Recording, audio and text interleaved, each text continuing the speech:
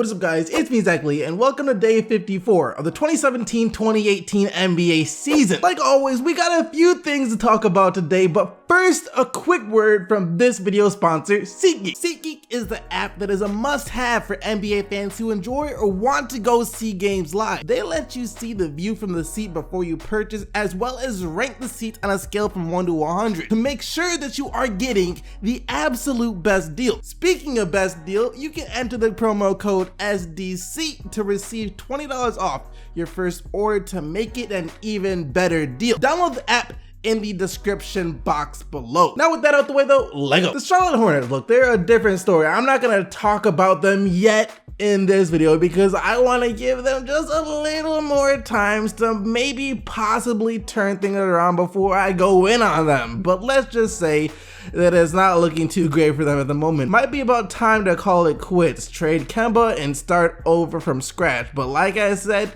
not gonna talk about that just yet, since they are so injury riddled and have had trouble staying healthy pretty much all year. They lost again to the Lakers yesterday though, 110-99. Jordan Clarkson was on fire off the bench while Brandon Ingram had 18 for the starters. When it comes to the game itself though, that's all there really is to say. It wasn't the most exciting, thrilling, or even strange game from last night. More on that later in the video. But what we do gotta talk about today is kind of Lakers related. It's the one bit of news that came out yesterday. That was Kobe Bryant coming out and saying that the Lakers need to start getting better right now, flat out. At first he was asked about Lonzo and what he thinks about his game, and this was his response to the question. He needs to get better right now. We never thought, okay, we're gonna win 4 years from now. We really thought this is our year. We're gonna get this done. We're gonna push, get better now. And in the process of having that kind of impatience you develop,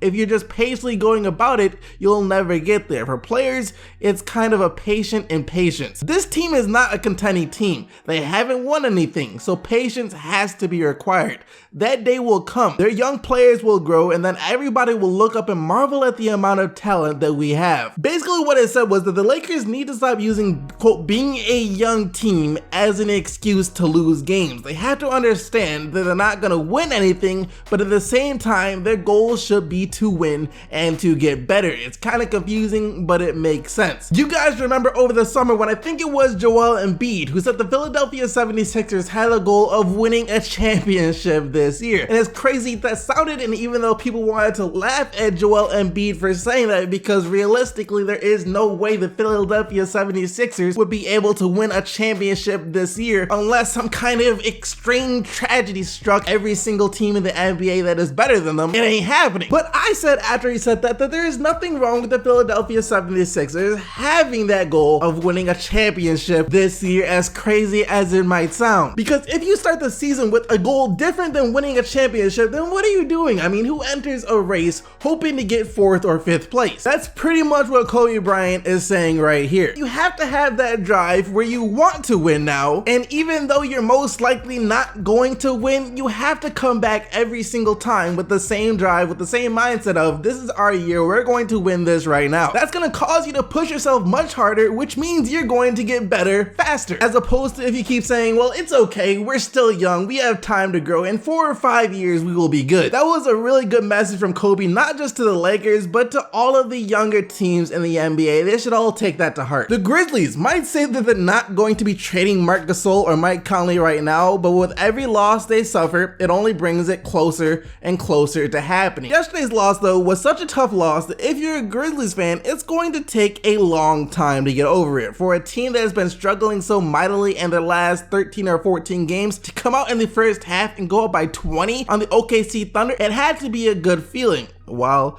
it lasted. And it didn't last for long. The Thunder came right back in the third quarter when they outscored Memphis 21-9, only allowed 9 points in a quarter. That's rough. Granted, the Grizzlies still had multiple chances to win this game, with only seconds left to go in the fourth quarter, and the Grizzlies down 2. Marc Gasol stepped to the stripe with a chance to tie the game up. He made the first free throw, but then missed the second. Luckily though, the rebound comes off to Tyreke Evans, who on his drive to the basket got fouled with like a second left to go. So all he had to do was make his free throws and the Grizzlies would have won.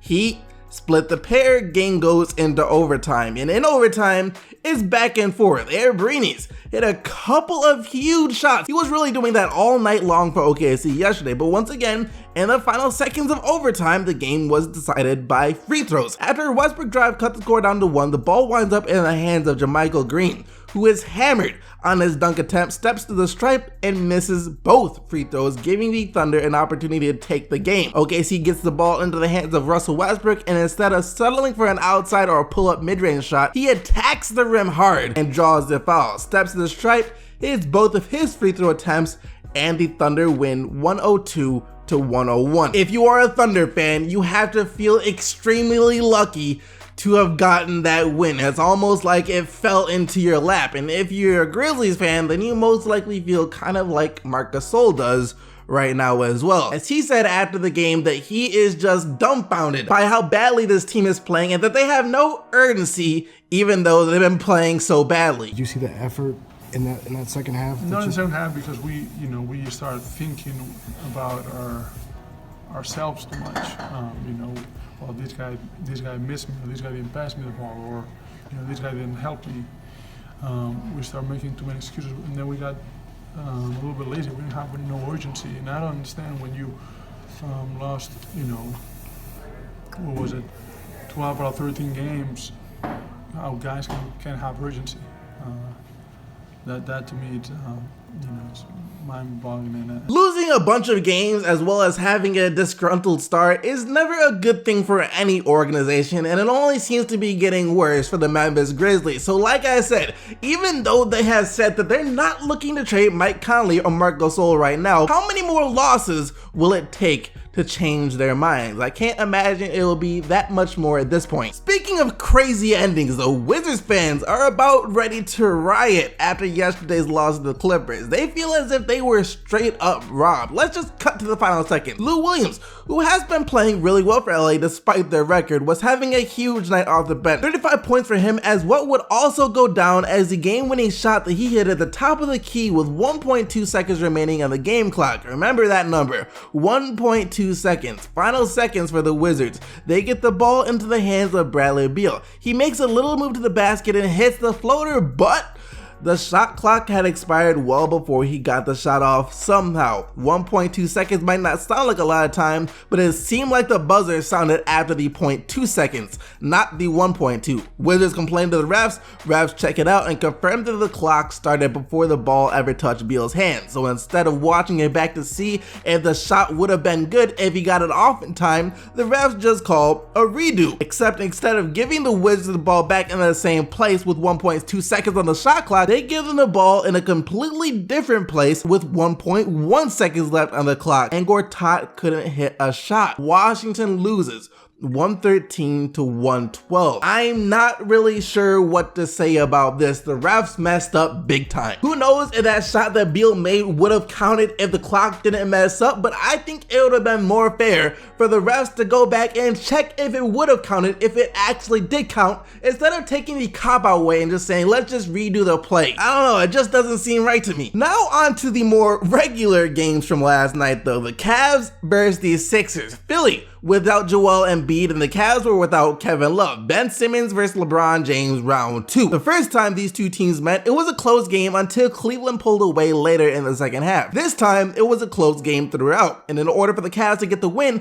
LeBron James needed to completely take over the game down the stretch. Someone please tell me that the whole notion of LeBron James not being clutch is dead already, because he has done stuff like this all throughout his career. He did it again last night. LeBron James scored and assisted on the Cavs' final 22 points as they get the 105-98 win. LeBron James with his third triple-double on the year, 30 points, 13 rebounds, and 13 assists. LeBron can straight up be a one-man team when he wants to be, while Simmons, on the other hand, had 14 points, 10 rebounds, and 6 assists. So far, the score is LeBron James 2, Ben Simmons 0, which is kind of to be expected for now. It was Damian Lillard versus James Harden in the first half. Neither one of them were backing down, and it seemed like neither one of them could miss as well. Lillard was hitting freaking triple after triple, and James Harden was just being James Harden. And the Blazers were proving to be one of the few teams in the NBA that are capable of keeping up with the Houston Rockets offensively. Most teams last night probably would have lost the game in the first half. And in the third quarter, it actually looked like the Portland Trail Blazers might actually come away with the win in this game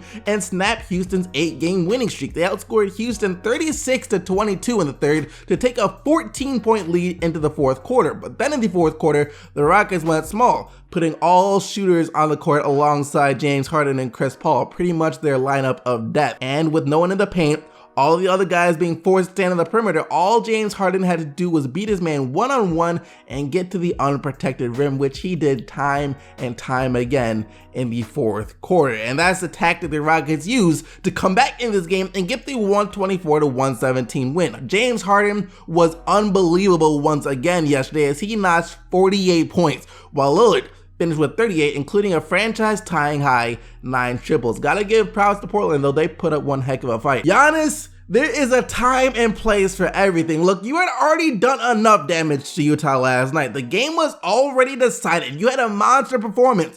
37 points, 13 rebounds, 7 assists, but with seconds left to go, there is no need for this. But I guess he just wanted to make a statement, as with the game already over, Giannis completely obliterated, dismillorated, and everything else you want to say to Rudy Gobert at the rim. And with Giannis' reaction and facial expressions, you could see that he was hype about what he just did, but at the same time, he felt kind of bad because he knows it just wasn't necessary at that point. It was like insult to injury. 117-100 was the final score, and Giannis has absolutely no type of chill. Kawhi Leonard was supposed to come back yesterday. That's what they said on Thursday, but now they are saying that he could be back for the game against Dallas on Tuesday. You better stick to that promise, San Antonio. But I guess he wasn't back last night because the Spurs felt they just didn't need Kawhi Leonard to beat the Suns. They also didn't feel like they needed Manu Ginobili, Paul Gasol, or Danny Green either. Aldridge, Gay, and the bench mob would be enough to get the win. And